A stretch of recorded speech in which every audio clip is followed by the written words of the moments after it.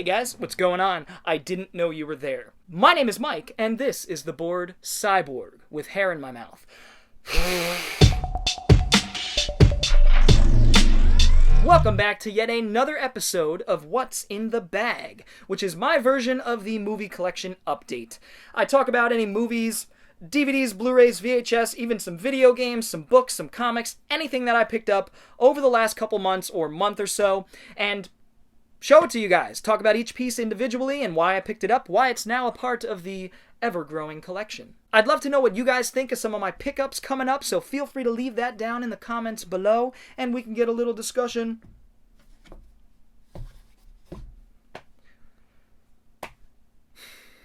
Okay, so let us not waste any more time and jump right in. We've got a bunch of Blu-rays, a couple DVDs, a couple comic books, actually, and a couple regular books.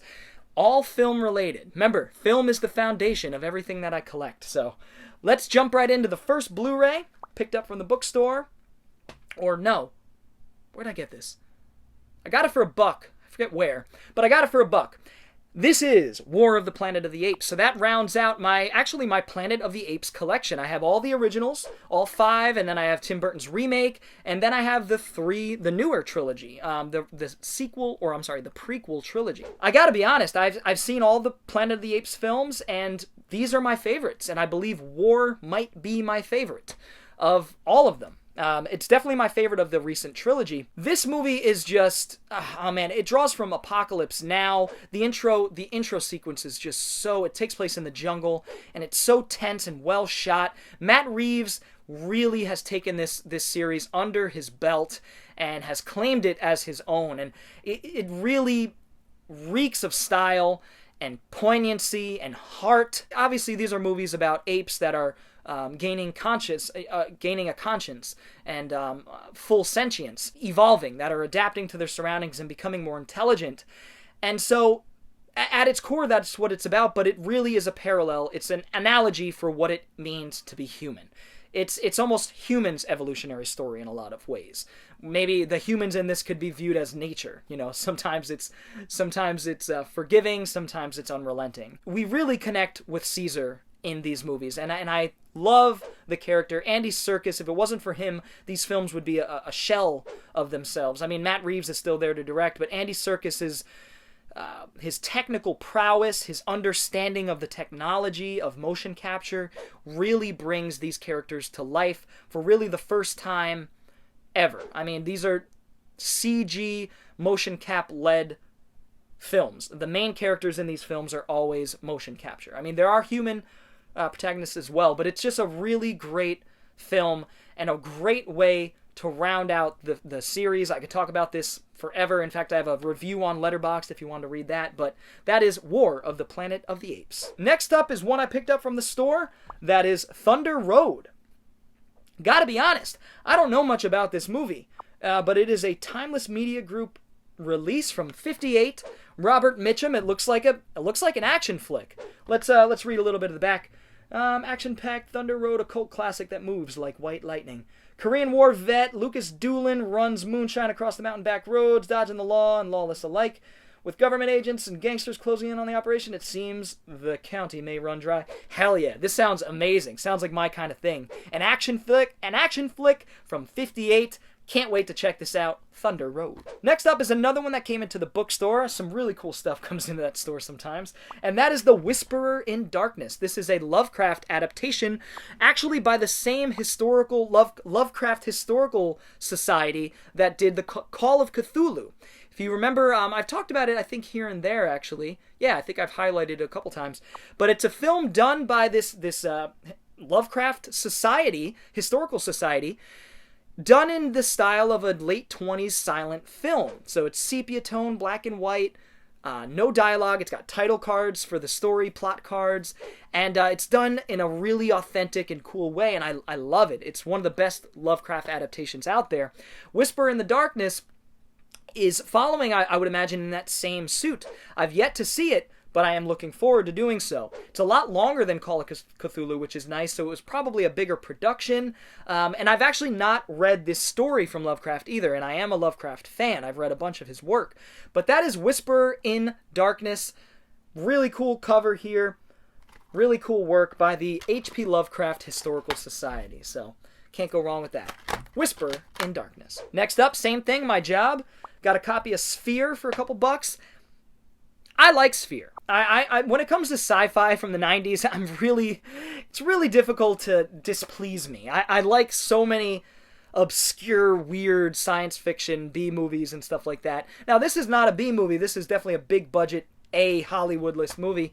And I really enjoy it. I like it. It's a little long. It's a little too long and plotting for its own good, and the pacing is a little off, but it's got a good cast. Sam Jack, Dustin Hoffman, Sharon Stone, Barry Levinson directed this one. I like it. It looks good. It has a cool sort of techno, sci-fi, futuristic story to it. Again, just a little bit long for my taste, but really enjoy Sphere. Next up, again, got this actually for $1 at the flea market. Mr. and Mrs. Smith. It's an action flick with Brad Pitt and Angelina Jolie. I want to see it. It's a buddy movie with a... I guess they're a married couple or something. I don't know much about this. Are they hitmen? I don't know. But it's an action flick. I think it was Mangold too. No, Doug Liman. That's right. And I do love Doug Liman's work. A lot of it, Go, Edge of Tomorrow, things like that. So I want to give Mr. and Mrs. Smith a shot and see if it's worth being in the action collection. Another one that's very similar, picked up at the same time at the flea market, is Night and Day. This is another one that came out around the same time where it has a couple sort of a buddying up to do some action. This one's directed by James Mangold. I was getting them confused. So 2 solid directors here. Action flicks with actors that I enjoy. Cameron Diaz, Tom Cruise in this one. Jolie and Brad Pitt in Mr. and Mrs. Smith. So I'm anticipating these being pretty fun. I'm not sure which one's gonna win out my acceptance, but looking forward to checking out these movies here. Night and Day and Mr. and Mrs.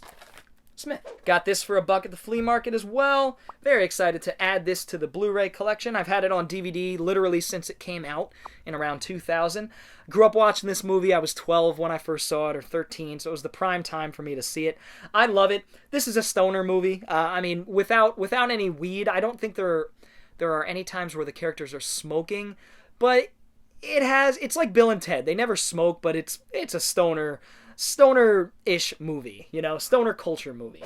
So Dude, Where's My Car is just an absurd, fun teen comedy by the guy who would later on go and do Harold and Kumar, which I do like a little bit more than Dude, Where's My Car. But I love both films. I don't know, they're kind of equal in my book. I really enjoy them. Some really memorable and funny scenes, and that is Dude, Where's My Car. Another one. This was the flea market for $1. Got all these for $1, which is incredible. And actually, the majority of these I got for $1. Strange Brew. This was another upgrade from DVD to Blu-ray. Very simple. I like Strange Brew. It's one my father and I used to watch here and there. He loved it. And it's one I want to rewatch because it's been a while. I think a lot of the humor went over my head as a kid, I gotta be honest. But it's been like a good 2 decades since I've seen it. So it's ripe for a rewatching. Of course, Rick Moranis and Dave Thomas, I think was his name. I think, as the Mackenzie brothers. And it's just I think it's actually based on... Forgive me if I'm wrong, but I think it's based on Shakespeare. Taming of the Shrew, or Macbeth, or Hamlet, or one of those. I'll have to look it up and put it up here. But yeah, so that is Strange Brew. Love the artwork, too. Not sure if it's newly commissioned or if it's old school, but very cool. Next up, got this. I did actually sell my DVD copy of this for around $20 and pick this up for $8. So... made money collecting. That's how we do. You have to love these slipcovers here of the old VHS tapes. This is a VHS I actually remember seeing in the video store. I didn't see the movie till decades later, but it's very nostalgic, very cool thing that Mill Creek actually, or Echo Bridge. No, Mill Creek. Mill Creek is doing. The New Kids. This is one of the films that Sean S. Cunningham did following Friday the 13th. The success of Friday the 13th. This one doesn't have too much horror. It is usually thought of as a horror flick, but it's more of like it's a thriller with horror elements, I'll say. There's nothing supernatural here. And it stars David Spader. It has, I'm already forgetting the damn, Lori Loughlin. Lori Loughlin and I can't say his name. David Spader and Lori Loughlin, very young in this movie. Spader plays this super cool, super douchey, hip, kind of asshole prick guy, bully. And I'm very good with words. And Lori Loughlin plays the sister to this guy, who I don't know, who are basically being accosted by James Spader's character and harassed, and they end up fighting back. So it's an okay movie. I'm not really too big into this one. I know a lot of people love this, but it's all right. I don't think Sean S. Cunningham was the greatest director, to be quite honest. So it is what it is, but the new kids, I'm glad to own this on Blu-ray, especially making a few bucks. It's a no-brainer. Add it to the horror collection. Next one I got at the bookstore, actually, was Book of Eli. I remember seeing this when it came out, and I thought it was all right. It had a pretty cool twist, but it's an action flick starring Denzel, and it's directed by, F. Gary Gray? The Hughes brothers, that's right. The Hughes brothers, and it's a hard R. I want to give it another whirl. It's a post-apocalypse... It's a post-apocalyptic Denzel action sci-fi flick. So I want to give it another whirl because I don't remember much of it, but that might say something right there. So Book of Eli, got it for really cheap. That's why I got it. These next two I got at a thrift shop for $1 a pop, or a pawn shop to be exact. And that is Dead Man Walking. This is an upgrade from my DVD. A film that I did enjoy when I saw it in my teens. It is a straight-up drama, prison drama, really. And it was really good. Sean Penn, Susan Sarandon flick here, and it's directed by Tim Robbins, actually. So Tim Robbins, we all know as an actor from Shawshank Redemption, things like that. So Tim Robbins is great as an actor, pretty damn good as a director as well. So I do want to check this one out again. It's been a long time. Next up is a sequel to a film that I haven't seen, actually. That is Creed 2. I now own all of the Rocky movies, which is pretty cool. I actually still haven't seen 5, Balboa, Creed, and Creed 2. So I still have 4 Rocky movies to go, which is actually kind of funny. I'm savoring it. I'm stretching it out. I love the first 4 Rocky movies. The 5th one I hear shoddy things about, but I hear it gets better from there. So that is Creed 2. Can't talk about it much, but of course Sly is back here as Michael B. Jordan's Apollo Creed's son, I would imagine. His trainer. So can't go wrong. Creed 2. Alright, if you have me on Instagram, you saw that I posted that I picked this up. I had a gift certificate from Amazon, and so what did I spend it on? Not important things like toiletries and food, but on the Nemesis triple feature sequel pack. Films that, all by Albert Pyun, they're sequels to his film Nemesis, which is an excellent straight-to-video action flick from the early 90s starring Olivier Gruner. These are the 3 sequels he did in the coming years. I think he did these over like 5-6 years. Nemesis 1, 2, 3, and 4. And it's got a very nostalgic, retro video store like slipcover here, which is always cool. Seems to be a trend. But all directed by Pyun. I haven't seen these flicks. I know Chad Stahelski, the director... the director of John Wick 1, 2, and 3. He was known for a lot of stunt work and stuff like that. He was a stuntman for a lot of people in these types of movies in the 90s, and that's how he got his footing in the business. So he plays a villain, I believe, in the second one and third one called Nebula. So I'm really excited to see that, to see him throwing down a little bit maybe. I don't know if it's a monster. I don't know what the it is. So it's cool. It's got a connection to John Wick in Chad Stahelski. So that is one of actually the reasons I bought him. Other reason is I'm a glutton for this kind of stuff, and I like Albert Pyun's work. So sue me. Nemesis 2, 3, and 4. We've got a few more. Actually, I'm going to show these. Well, I'll show these all together here. And I picked these up actually a few months ago when I had a little bit of money to spend. And I got these on an anime website. I forget which one. Damn it. Was it Right Stuff? I forget which one it was. I wish I could shout them out because I got these for a really, really good price. I think $8 a pop. And these are now out of print. This is an old mech show from the early 80s, coming off of Gundam and Macross, things like that. This is called Votoms. Armored Troopers Votoms. Now, this is a big, sprawling series that started in the early 80s and is still going to this day, or at least up till a few years ago, as far as I know. I had these on DVD. I had picked up the DVD from a pawn shop a couple years ago, had popped in the first 4 episodes, and was blown away. Also hooked. And it was impossible to find these this show on the internet. Couldn't find it anywhere, not on YouTube, nowhere to be found. The DVDs were crazy expensive. Now, keep in mind, these are standard definition, I think, for the most part. Maybe some of the newer OVAs are in HD, but these are standard definition, but I'm totally okay with it. It collects everything Votoms in these 3 volumes here. So we have OVA Collection 1, the OVA Collection 2 right here, and the TV Collection. So a lot of these, this is the TV show, the series, plus 6 compilation movies. And then these 2 are the OVAs, the first 9 OVAs here, the first 20 OVA episodes here, and the final 9 OVA episodes here. So it is the complete Armored Trooper Votoms set. It's a really cool series, guys. If you like mechs, if you like early 80s or just 80s anime in general, if you like Gundam, Macross, I think you're really going to love this. I mean, this has really a really poignant story it's telling, as do a lot of those shows. But in the first couple episodes, I remember getting emotional, and I was like, damn, this is powerful stuff. This is good. And it's drawn so damn well. The theme song is amazing. I love what I've seen of Armored Trooper Votoms. Only 4 episodes I've seen, and so here's a world of Votoms right here for me to enjoy. So really grateful and excited to have these in the anime collection. A good buddy of mine, Anthony, got this for me for Christmas last Christmas, which was incredible. I've been trying to get this. I've been piecing together the DVD set for the longest time. I've seen about 10 episodes of this, and I fell in love with it. I love it so much. It's so good. And that is Hideaki Anno's Nadia, The Secret of Blue Water. Anno would go on to do one of the most well-known mecha shows ever, Neon Genesis Evangelion.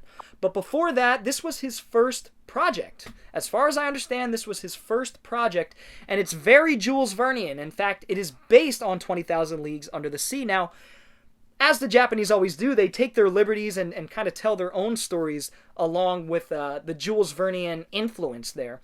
But this is a 39 episodes worth of Nadia, which is the story of Nadia, who crosses paths with a young inventor, I think in England, or Paris, I think it is actually, and they strike up a friendship and maybe something more.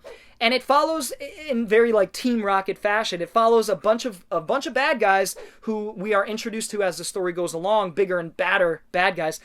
And it follows them just trying to get this mysterious blue water. Who Nadia doesn't even know what its purpose is. She knows it's important. It was passed down to her, but she doesn't know what its importance is. So that is the story in a nutshell, and it is so remarkably drawn for the time, so vibrant, so beautiful. The score, the music is incredible. The voice acting is top-notch. Japanese voice acting, at least. I listened to a little bit of the English, and it's... yeah. It could be better. I wish it was better because I wouldn't mind watching it in English the second time around. But that is Nadia, The Secret of Blue Water. I adore this. If you guys like adventurous action-adventure, animation, or live action for that matter, this is so worth checking down. It's thrilling. It's poignant. It's beautiful. It's beautiful. I love it. Nadia. Alright, I actually only have one DVD here, and that is Super Mario World, the complete series. I now own all of the Super Mario Brothers animated shows from the late 80s, early 90s. I've got the Super Show right here. Actually, is this the full set?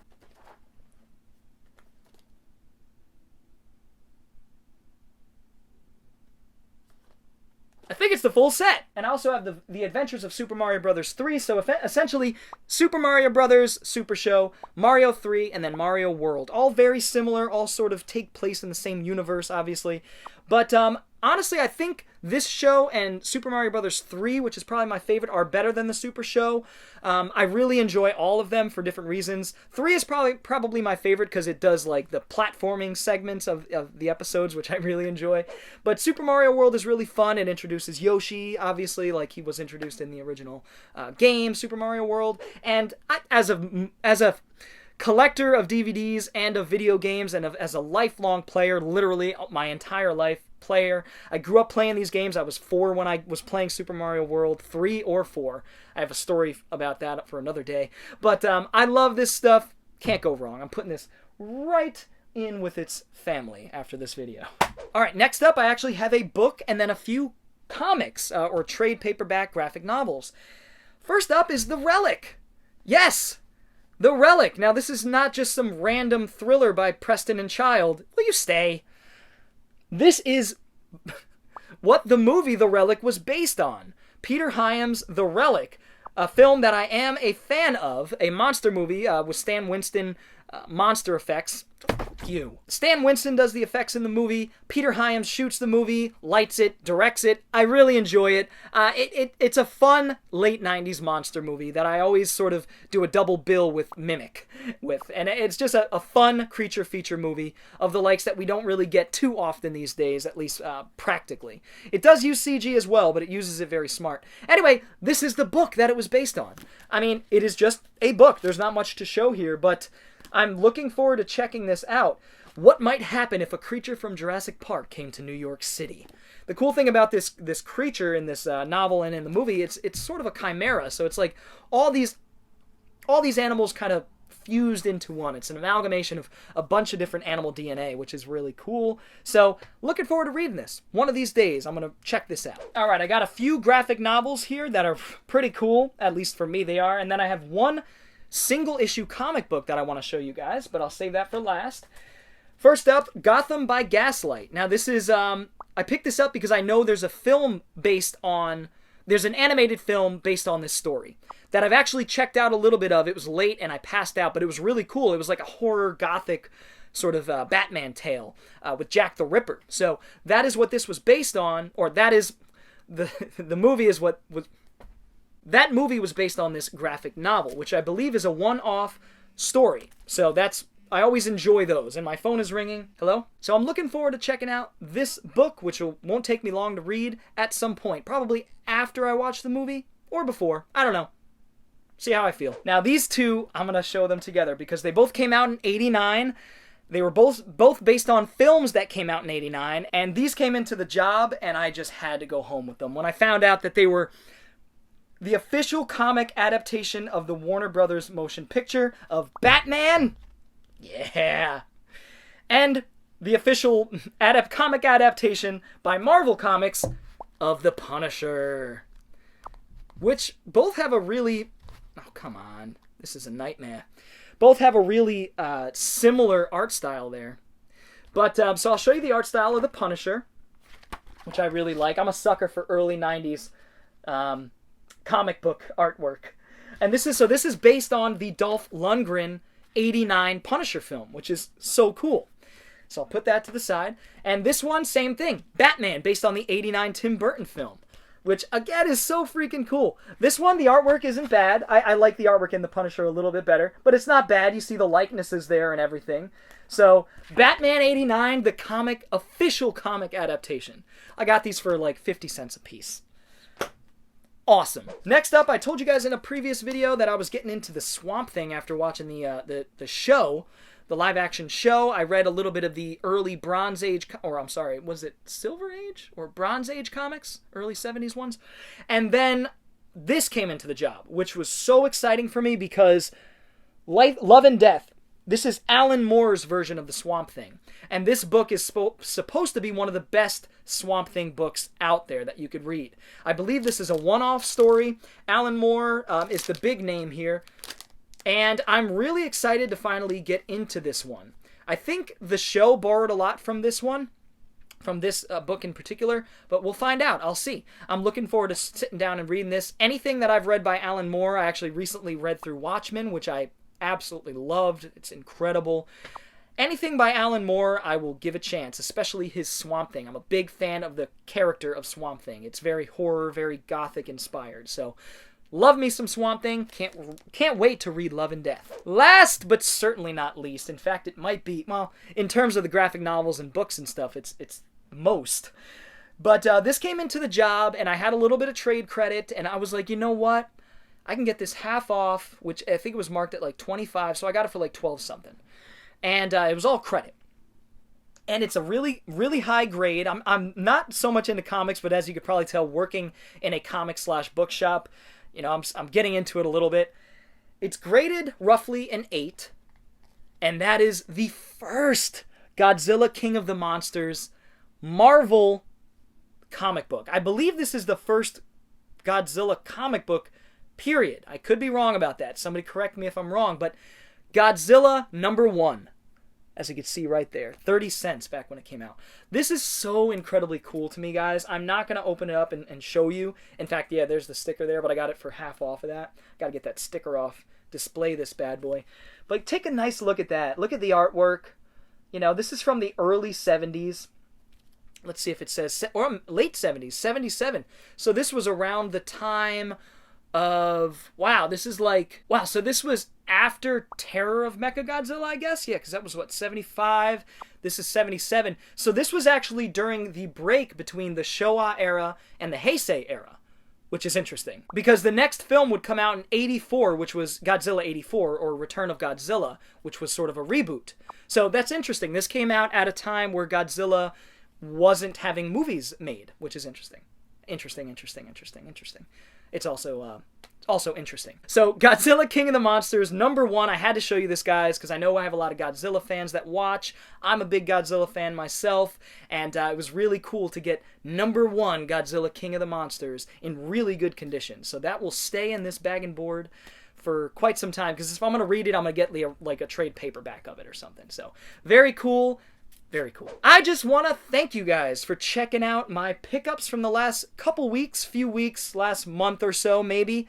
And I hope you guys enjoyed a lot of Blu-rays this time around, some really cool stuff, some books, a little bit of everything as usual. Hope you guys enjoyed it. If you did, feel free to give it a thumbs up. And if you're new to the channel and want to see more videos like it, go ahead and hit the subscribe button and the bell for notifications.